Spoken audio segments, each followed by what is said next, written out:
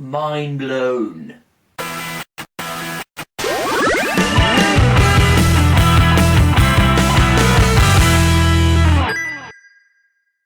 Hi guys, welcome to No Bites, and this is going to be my spoiler review for episode 5 of season 6 of Game of Thrones. Yes, of course there will be spoilers throughout this video, so make sure you go and see the episode first, you've been warned. Littlefinger comes back to Sansa, and she's not very happy, to be honest, because of obviously what's happened with Ramsay Bolton and everything. She's basically pissed off because obviously Littlefinger let that happen. Littlefinger is completely unaware of the fact, but she doesn't believe him, and she basically says, I don't want anything to do with you, bugger off. She really gets some balls on her in this, and she just doesn't want nothing to do with him, which really is a shame because she's lost out on a lot of warriors there. The Children of the Forest, we get a little bit more of an origin story from, not them necessarily, but for the White Walkers, and the fact that they created the White Walkers by stabbing the men with dragon glass, and they became the White. I mean, that was amazing. I didn't see that coming. It's always a hell of a shock, but it adds a new layer to the White Walkers because so far they're just kind of like this big, bad, ominous threat. But given this kind of backstory, it adds a new layer to them. We get more training with Arya again, failing again, even though she was doing better when she was blind by the looks of it, but she gets her ass handed to her, and then Jack and her guard gives her a little bit more origin story about the Faceless people, the first Faceless people, and then tells her about her target, that she's been given a second chance, and here's your new target, you have to kill this person. And the person she has to kill is an actress pretending to be Cersei in this play. It's basically kind of going through season 1 and 2 about the death of Ned and all this kind of stuff, and sister Sansa being abused, and Joffrey ascending the throne, all this kind of stuff, all played out on the stage by these actors, all kind of campy and gay as you wouldn't this kind of feel of a pantomime type thing, and she's having to watch it, so you see her watching it and kind of going through, knowing full well that's not the way that it went down. Of course, she finds out what her weakness is. She's the only one that drinks rum, so they have to try and poison the rum, which I'm sure we'll get to at some point during this season. The claim of the Salt Throne, it's like debates up and down, all this kind of stuff. They're making their final claim, who's going to be in charge now that what's-his-face is dead. Theon's sister basically comes up and says, I can do it, I will do it, and then everyone will say, oh, why should you be able to do it? No woman's ever taken charge. I reckon Theon should do it because he's the only son left. Theon stands up in front of him. You think maybe for a second he might just go, yeah, I'm the one. And he goes, no, my sister's the one. I think she should be in charge. She's better than any of you, blah, blah, blah. And then their uncle Euron Greyjoy comes and ruins the whole thing. Euron Greyjoy comes up, boasts and everything. He's killed their dad. He's proud of it. He doesn't care because he was leading them to nothing. Then he gets reborn again and everything in water and all that kind of stuff. And then he goes to find Theon and his sister, and they've taken his ships and bailed and left him. So they've left Pike altogether, and now he's going to try and get some more boats together and go across the narrow sea to find Daenerys and join a coupling up with her, which, if I'm honest, I don't see that going very well. I've got a funny feeling she won't think anything of this bloke and she'll probably kill him. Daenerys, we get a quick little scene with her and Jorah. At this point he shows her that he's actually got grayscale and that she doesn't know whether there's a cure, and you know, she's saying, oh well, I've sent you away twice and you've come back twice, you've saved my life, and all this kind of stuff. And basically she's saying, if you're going to take my orders because all you ever want to do is serve, I order you to find a cure. Now that's cool, I quite like that, because he's reluctant to be near her because he doesn't want her to get infected with grayscale or anything like that, but she's ordering him to go and find a cure. So off he goes while she takes her entire new army back to Meereen. The thing we get in Meereen is the quick one, and Varys is talking to this high priestess. She's kind of similar to Melisandre by the looks of it, and like same kind of cult.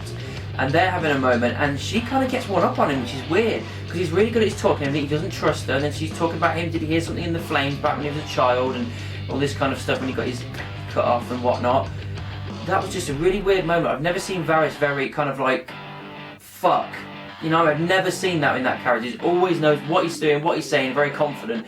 To see that reluctance in that character is really quite weird, and I'm looking forward to seeing where that goes. I don't know what's going to go on with Jorah. I don't know whether he's going to find a cure, because the circumstances between him and Shireen, which also had grayscale, is completely different. They had loads of money and loads of healers, and it was, you know, it was a lot more accessible. With him, he's got nothing. I think potentially he's going to go and look for a while, realise he hasn't got much time left and that he can't find a cure, and then just pop back to help her with his time that he's got left. With Jon and Co this week, just really small amount. Basically, they're just trying to figure out where they can pluck some people from to build an army to go against the Bolton. Sansa says, well, we can go here because she found the information from Littlefinger, but she told Jon that she got it from a letter from Ramsay just before she escaped. I don't know why she felt she needed to lie there, but I guess we'll find out. the main thing this week is the Bran storyline. It really exploded this week and it was absolutely awesome. First of all, he's going back into his working state and he goes by himself while the Three-Eyed Raven, I think, is asleep. And he goes in and he sees all the White Walkers, and then he sees the Night's King and his followers, and the Night's King sees him and touches him. The second he grabs him, he wakes up and there it is imprinted on his hand. And straight away the Three-Eyed Raven's like, right, he can interface with you, he knows where you are, he's coming for you. And fuck, shit gets mental. They come for him, they got all the White Walkers around there, and the Children of the Forest are trying to fire them back and everything, while Bran's still interfacing with the Three-Eyed Raven and all this kind of stuff. They're busy trying to do things, so he can't get to Hodor. Hodor's just sitting there waiting, and you've got all of them fighting against it. And then the Night's King and his 3 followers, they're able to go through the fire, which I didn't know they could do. I didn't think they could go through fire, but they can. They go straight through, and then they've got all of these White Walkers piling through the tree over the top and everything, killing like loads of the Children of the Forest. And at the last moment, he's able to interface with Hodor while still being connected. And it's a real clusterfuck, absolutely. And Hodor starts helping him, dragging him away in the last minute, and then you've got Summer the Dire Wolf, one of the last Dire Wolves, dives in, charges after all these White Walkers and gets cut down, so that's another Dire Wolf dead. Then they go a little bit further down and one of the Children of the Forest decides to sacrifice herself so they can get away.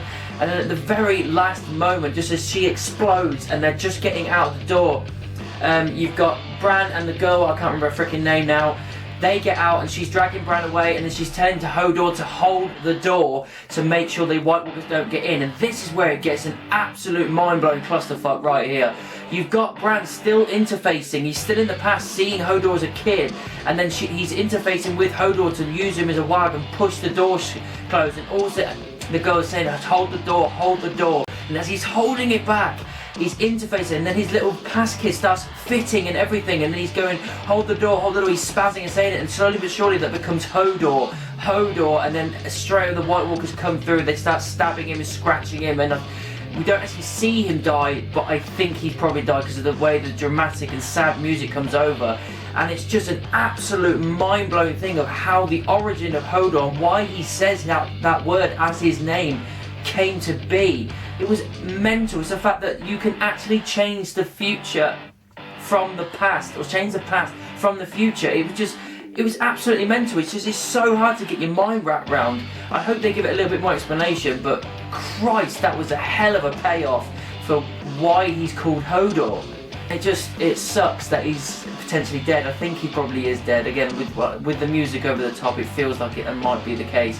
But Christ, the amount of people that died in that. Three-Eyed Raven as well. Three-Eyed Raven, before I forget, he died as well. The Night's King managed to get in and just cut him down as well. Forgot about that completely. Yeah, he died as well. So that's 4 deaths in the space of 5 minutes. It was a great episode. We had a few different characters we didn't get to look in on this week, but the main focus this week was definitely Bran's story. I don't know what's going to happen now because we can't do any more flashbacks, which kind of sucks really, because I want to see more of that theory that we all know and love, but it doesn't look like that's going to be the case anymore.